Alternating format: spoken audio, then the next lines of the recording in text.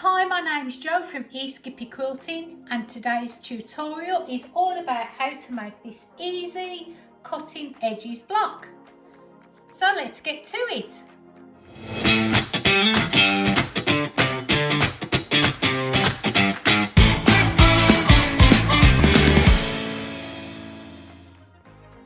Right, so this quilt was one of the first I made, probably the third or the fourth one I've made. I really like the simplicity of it, and I like the fact that I could use a set of colours and fabrics, which I did with this one, but you can also make it with 2.5 inch strips of any pattern or any design. You can make it out of 2.5 inch strips out of your stash, so it looks really scrappy. But yeah, it's really simple, and I'm looking forward to showing you how to do it. It's so easy.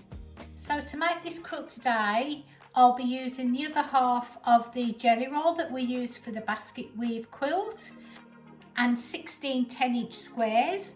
Now you can use a pre-cut pack if that's what you prefer, but I've actually used what I already had in my stash, and I cut them all to 10-inch squares, and it will make a pretty decent size quilt.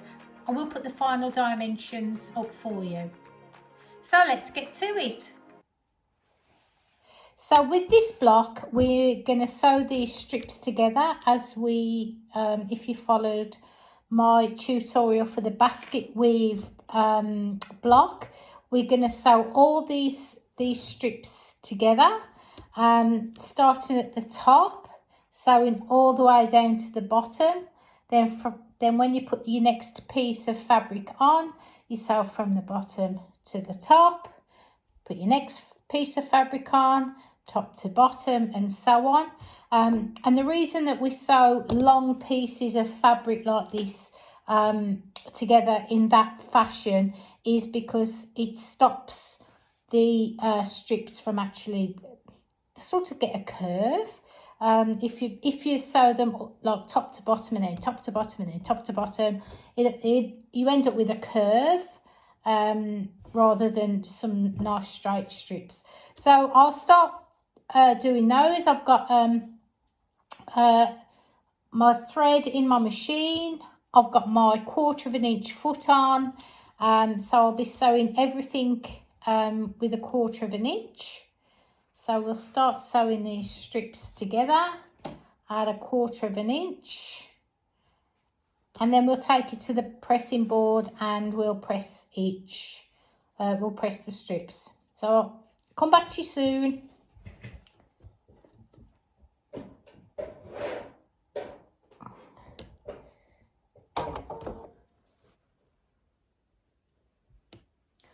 Right sides together.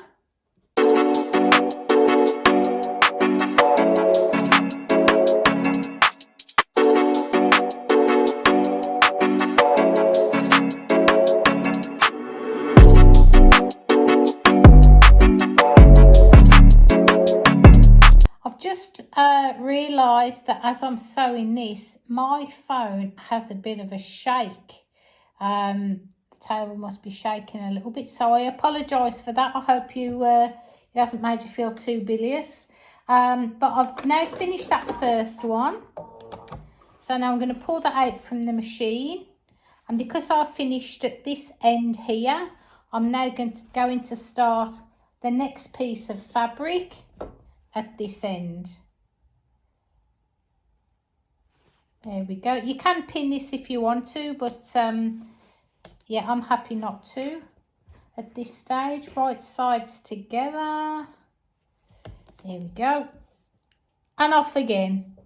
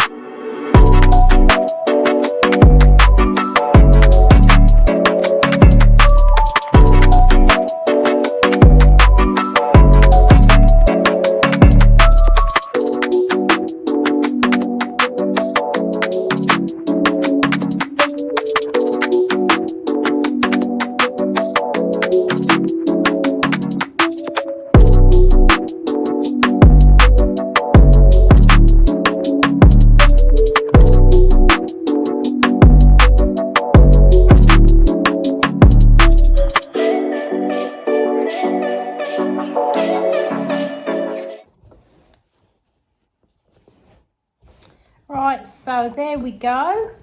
We've sewn all of those 5 2.5-inch strips together. So now what I'm going to do is I'm going to take it to the pressing station and I'll show you how I press it. Right, so here we are at the pressing station. So what I'm going to do now is I'm going to press this all nice and flat using a bit of steam. So I'm going to press the seams all the same way, and for this exercise I'm going to press all my seams away from me.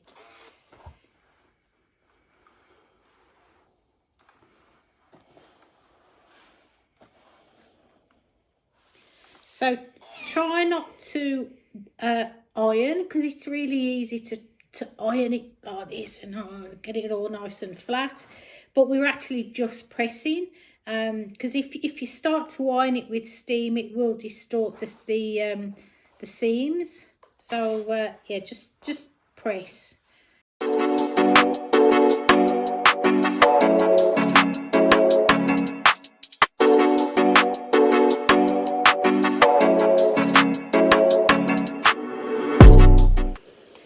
And then I'm going to turn it over and I'm going to press the other side. I like everything nice and flat, and yeah, that looks lovely.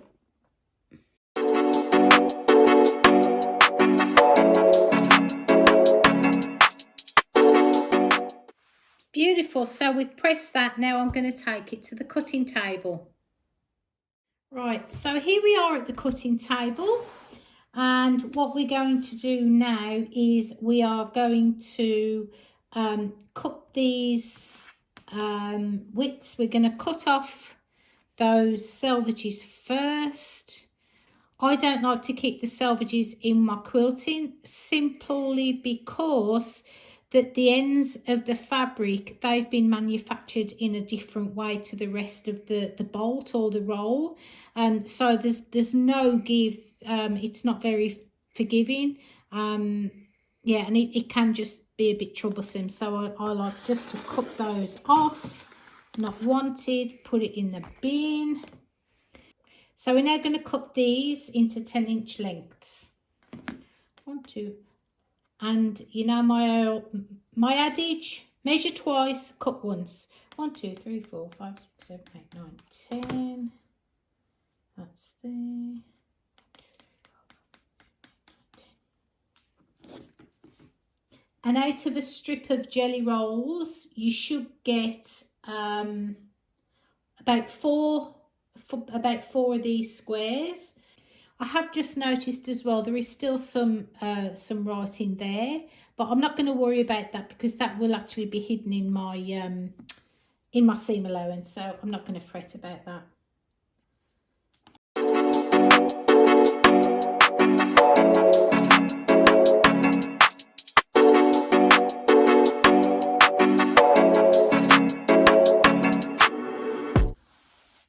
Right, so we've cut those into 10-inch widths or lengths. Now, we're not actually, at this stage, we're not going to touch the sides. We'll just, they will be slightly wider than 10 inches, but I'm okay with that for this stage. So now this is where the magic happens. With this block, we're going to get some 10-inch squares. Sorry, I'm not sure if you can see these. So I'm going to be using this lovely blue colour. So now what you do is you put right sides together like that.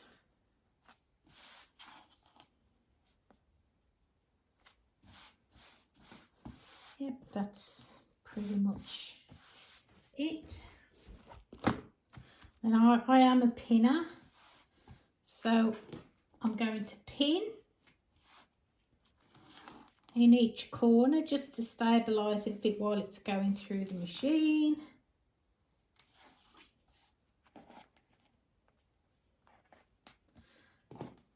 I'll do those other ones later.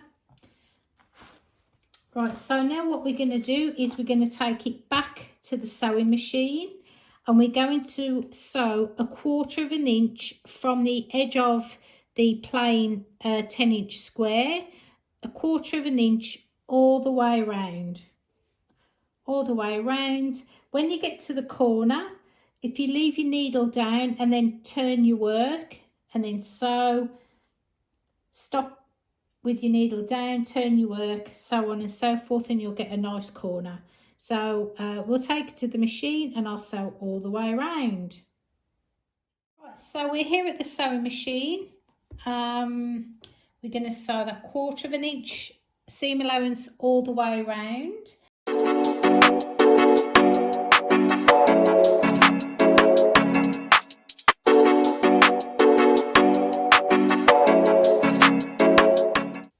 And when you get to the end, a few reverse stitches and then cut. So now we're going to take this back to the cutting station. Now I did just want to say that a lady got in touch with me and asked about my machine. I do have a big extension table on it. When I treated myself to my sewing machine, I also treated myself to an extension table. I do find it very useful, but it's actually not necessarily, but I just find it useful having a nice big flat sewing surface. Right, so here we are back at the cutting station, and before we do anything, what I'm going to do is just cut off these little bit of this little bit of excess here on this side, because we're not going to need that. We're not going to need this.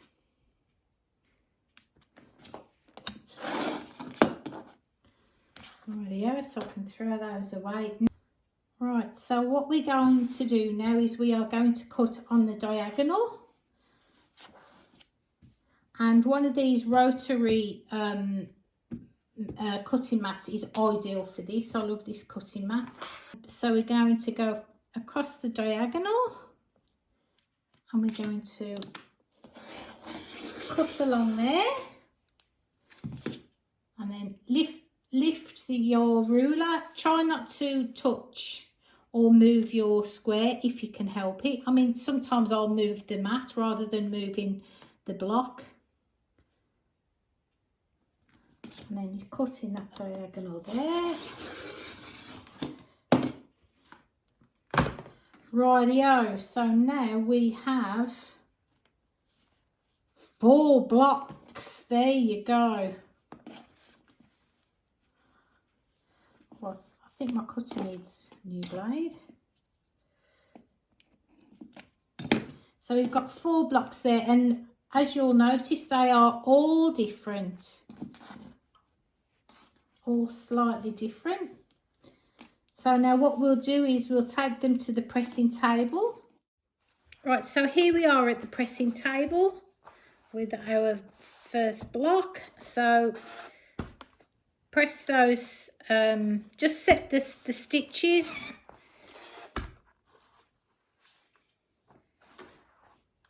I don't know why I do this, but I've seen on a lot of other quilters will set stitches before they actually open it up and press it. So I'll do the same.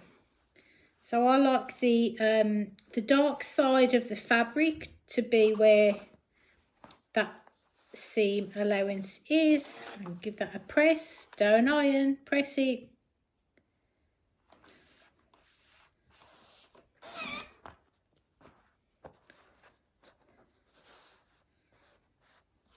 Press again. Now you really do not want to be ironing these blocks because we've actually cut on the diagonal. This fabric has been cut on the bias, so there will be some stretch. I mean that you could in fact put on your 10-inch squares, you could put a fine interfacing on there before you sew, and that will give it some stability and should stop it to move. But I've not really had a problem, so that's just an idea.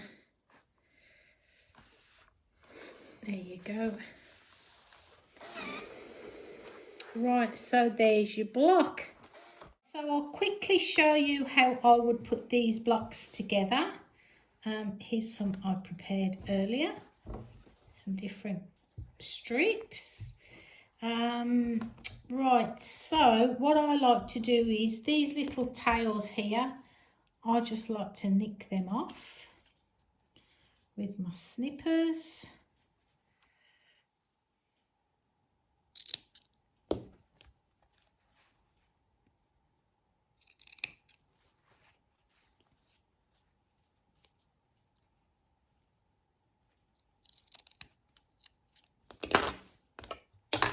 And then anyone that knows me knows that I like to pin. So there you go. Now how I like to do it is, you see how some of the strips are coming from the middle down and then some of the strips go across. I actually like to alternate them just so that it gives it a bit of a scrappy look. Scrappy but lovely, that's what I say. I think you'll be able to see that there. So that's how I would do it. So I'd have them coming down that way on the one, and then that way on the other, and then down that way.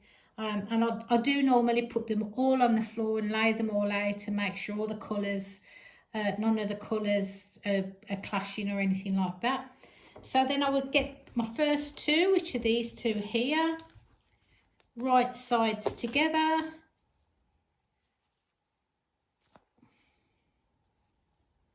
Then I'll pin.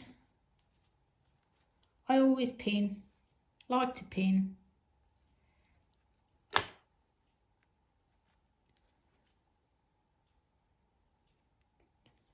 One in the middle, 1/4 of an inch seam allowance.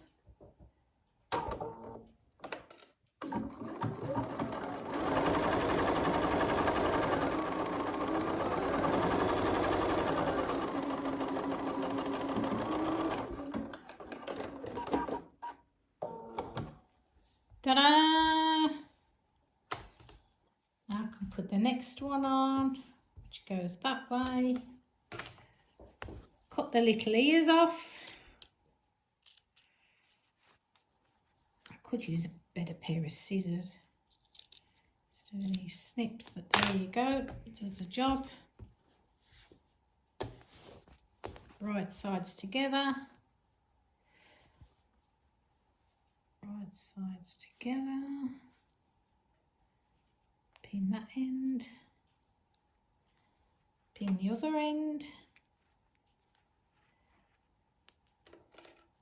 And one in the middle.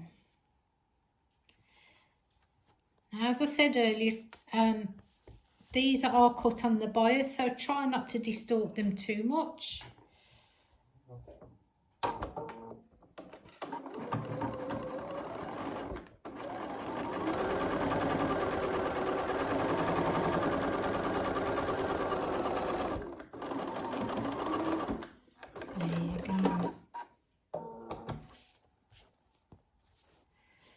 And then when you've done however many you want to do, take it to the pressing station and press your seams to one side. I'll go and do that now and I'll come back to you.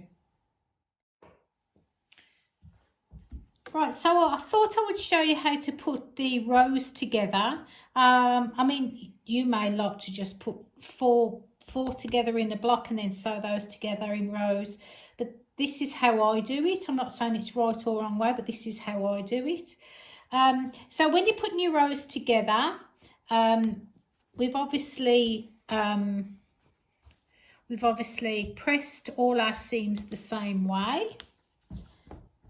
So when we go and put the right sides together, make sure that you've got one set of seams going to the right and another set of seams going to the left, so that when you put them together, this is really weird. I say really weird, I still get amazed by silly little things, but when they go together, they sort of, click is the wrong word, but when you do it, you'll know what I mean. But it's called nesting, so they'll nest together, and your seams will be nice and sharp and sit nicely. So I'll pin those seams first.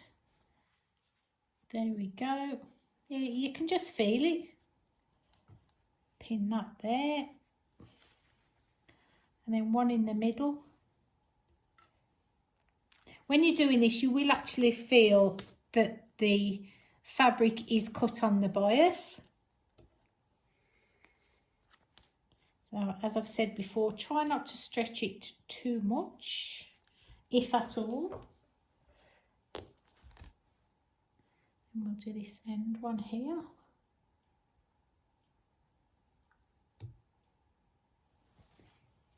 Sorry, I was out of camera there. And that last one there. And now we'll sew that row together at 1/4 inch. Here we go.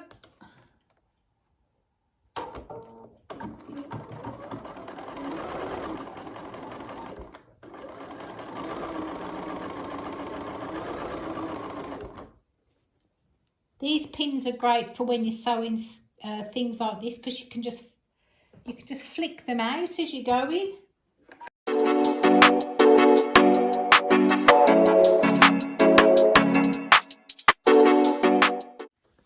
Right, and there you go. There you have it. Not sure if you can see from there, but I'll just go to the pressing station and I'll press it nice and flat, and you'll be able to get a better view of it. Right, so these are my 6 blocks that I've sewn together. How good does that look? Look at those joints there. I think that looks lovely. Now I do want to show you something else that you can do a slightly different block with the same blocks. So I'll bring this one in for you to have a look at. I haven't sewn it together, but you'll get the idea. So I've just changed the orientation of the blocks, and look at that, 4 together, and that's called a pinwheel, and that can look really effective on a quilt. So yeah, that just gives you another option really to have a go at sewing them in a slightly different way. Right, so I hope you've enjoyed today's tutorial and learned something new. This is quite a versatile block, and I'm sure you'll be able to use it in many different ways. Remember to give me the thumbs up and subscribe. Feel free to ask me any questions or send any comments, that would be great. And I look forward to seeing you next time. Be good to each other and have a great day.